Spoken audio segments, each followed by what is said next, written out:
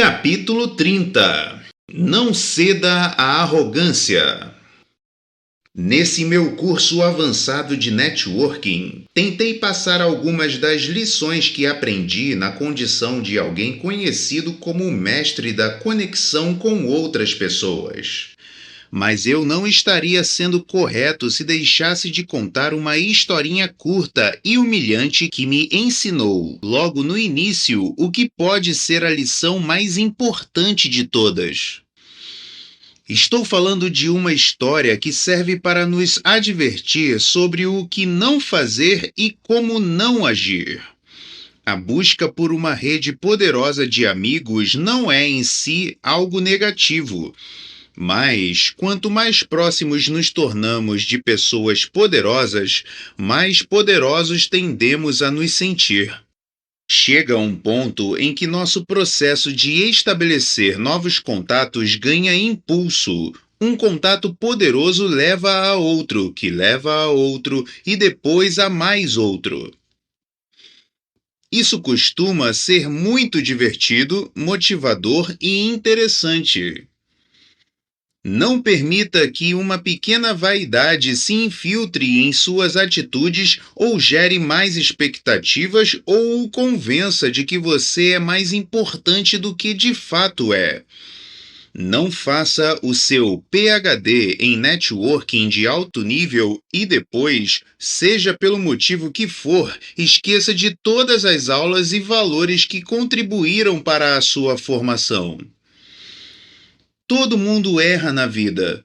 O que você vai fazer quando os telefonemas que antes eram retornados na mesma hora começarem a não ser sequer respondidos? Quando eu concorri à prefeitura de New Haven, no segundo ano da faculdade contra um colega de classe, a ideia de um rapaz concorrer ao governo municipal gerou especial interesse jornalístico. Não demorou muito até aparecer um repórter do The New York Times querendo fazer uma matéria. Mal sabia eu que essa exata matéria do Times acabaria levando a uma das mais dolorosas e importantes lições da minha vida. Isto porque eu havia irritado William F. Berkeley Jr., o famoso ex-aluno de Yale, conhecido como o fundador da revista conservadora National Review, além de autor de dezenas de livros. Eu concorri pelo Partido Republicano. Os republicanos precisavam de um candidato e, em Yale, eram minoria em relação aos liberais, que, aos olhos do garoto metalúrgico de Pittsburgh, pareciam insinceros e desrespeitosos. Fosse como fosse, eu era jovem e ainda estava tateando à procura da minha sensibilidade política. Provavelmente também tinha uma certa afinidade com o tradicionalismo do Partido Conservador Moderado do campus, chamado Tories. E adorava as festas que eles davam, bem como a dedicação de seus líderes e alunos. Mas essa história não é sobre política, é sobre orgulho e ego. Naquela época, ainda não tinha me dado conta de que minha criação poderia ser motivo de força, mas nunca de fraqueza. A insegurança me fez agir de formas das quais me arrependo. Meu estilo de liderança, por exemplo, não era nem um pouco inclusivo. Enquanto eu acumulava realizações, minha própria determinação e minha ambição afastavam de mim muita gente. Eu me gabava do que tinha conquistado e não reconhecia quem havia tornado isso possível para mim. Muito ímpeto e pouca humildade, como meu pai diria, apesar de usar palavras um pouco diferentes. Eu estava mostrando àqueles meninos para quem havia carregado sacos de golfe que era tão bom quanto eles. Perdi a eleição, como vocês sabem, mas a matéria do The New York Times foi lida por uma grande quantidade de pessoas e por algumas que achavam que ser republicano em Yale era ponto a favor. Na minha caixa de correio, semanas após a eleição, recebi um bilhete. Fico muito feliz de saber que há pelo menos um republicano em Yale. Venha me ver uma hora dessas. WFB. William F. Buckley Jr. tinha se dado ao trabalho de escrever para mim. Fiquei boquiaberto. Havia me tornado uma celebridade instantânea naquele nosso pequeno círculo. É claro que ele havia feito um convite, e, de minha parte, eu iria aceitá-lo. Na mesma hora, tratei de entrar em contato com o Sr. Buckley para marcar a data do encontro. Ele cordialmente me convidou para ir à sua casa e chegou a sugerir que eu levasse alguns amigos. Alguns meses depois, com 3 outros colegas a tiracolo, desembarquei na estação ferroviária de Connecticut, onde fomos recebidos por ninguém menos do que o Sr. Buckley em pessoa, vestindo calça caqui e camisa de risca. Ele nos levou de carro até a casa, onde conhecemos sua mulher, que estava cuidando do jardim. Foi um dia glorioso. Tomamos algumas taças de vinho, conversamos sobre política. O Sr. Buckley tocou cravo e todos nós sentamos para um almoço, como manda o figurino. Depois disso, fomos convidados a tomar banho na linda piscina de azulejos em mosaico, lembrando os banhos romanos. Eu não podia deixar passar aquela oportunidade. O Sr. Buckley não era o único ex-aluno de Yale insatisfeito com o clima político de sua estimada instituição acadêmica. Outros ex-alunos conservadores estavam se queixando. Muitos haviam inclusive parado de fazer doações em dinheiro.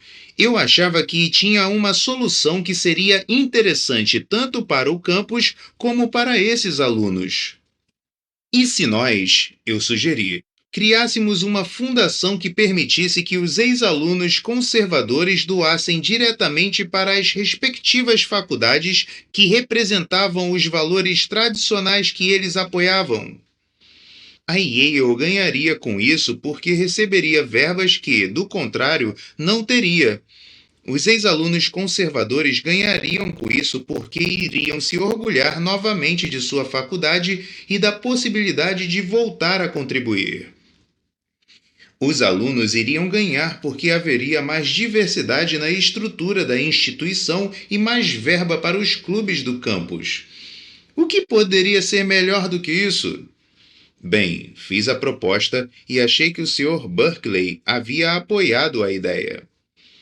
Ele me disse que havia criado uma fundação para financiar uma publicação dos alunos alguns anos antes, mas ela não teria dado muito certo. Essa fundação ainda tinha algum dinheiro e ele gostaria de investi-lo na minha ideia. Foi isso, pelo menos, o que eu ouvi. No meu entusiasmo, não pus os pingos nos is, por medo de estragar o que já parecia bom. Não insista depois do acordo fechado, como se diz. E eu achava que o acordo estava fechado. Mas não dizem também que é melhor ter plena certeza de que ambas as partes sabem, com absoluta exatidão, o que está sendo acordado e que ambas se lembrem disso depois? Quando voltei ao campus, não escondi meu entusiasmo. Fiz questão de contar a todo mundo que eu era o novo presidente de uma novíssima organização. Caramba, eu não era o máximo? Comecei a procurar outros ex-alunos que poderiam estar interessados em contribuir para a causa.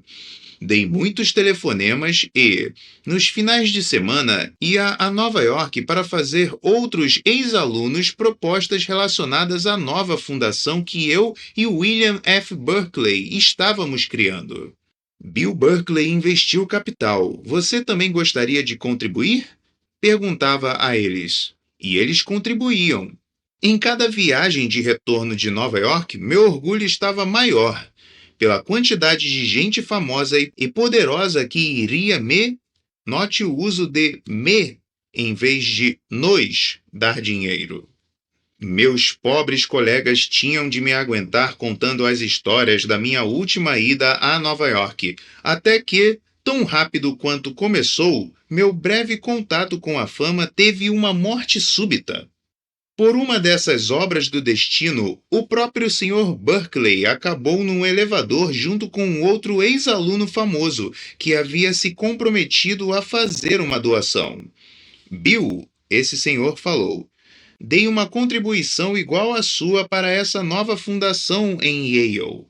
Ao que Bill respondeu, que fundação? Acontece que o Sr. Berkeley não se lembrava da nossa conversa. Ou talvez tenha me dito uma coisa e eu tenha ouvido outra bem diferente. Talvez ele tenha pensado que eu só queria ressuscitar a revista, mas àquela altura isso era irrelevante. O Sr. Berkeley lembrava-se apenas de sua revista falida e tinha uma vaga lembrança de ressuscitá-la em Yale. Ele disse ao outro doador que não era cofundador de nenhuma fundação conservadora em Yale, o que, tenho certeza, era o modo como ele realmente via as coisas. E tudo se explicou. As promessas de doação que eu tinha recebido tiveram de ser desfeitas, uma vez que não havia mais depositário para elas. O Sr. Berkeley não retornava minhas ligações. Pior que isso, e para o meu horror, os meus amigos, que tinham estado presentes comigo e ficado igualmente entusiasmados aquele dia na casa do Sr. Berkeley, não vieram em meu auxílio quando pedi que eles explicassem que tinham ouvido exatamente o que eu ouvi. Minha reputação estava manchada diante de algumas pessoas importantes. Estava humilhado diante dos meus amigos depois de tanta bravata. E, finalmente, como uma pedra de sal na ferida, alguém do jornal universitário de Yale tomou conhecimento do que tinha acontecido e fez um desenho em que eu aparecia sendo atingido por nomes enormes de pessoas famosas caindo do céu em cima de mim. Sim, eu merecia. Hoje, depois de tudo passado, agradeço por essa experiência. Aprendi algumas valiosas lições. Pelo menos eu havia começado a mudar meu estilo de liderança. Não bastava fazer as coisas acontecerem. Era preciso fazer as coisas acontecerem e fazer com que as pessoas à nossa volta se sentissem participantes. Não apenas parte do processo, mas parte da liderança do processo.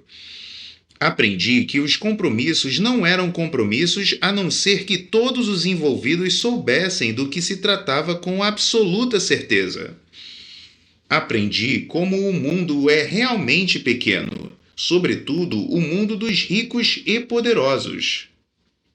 Mais importante, aprendi que a arrogância é uma doença que pode nos fazer esquecer nossos verdadeiros amigos e por que eles são tão importantes.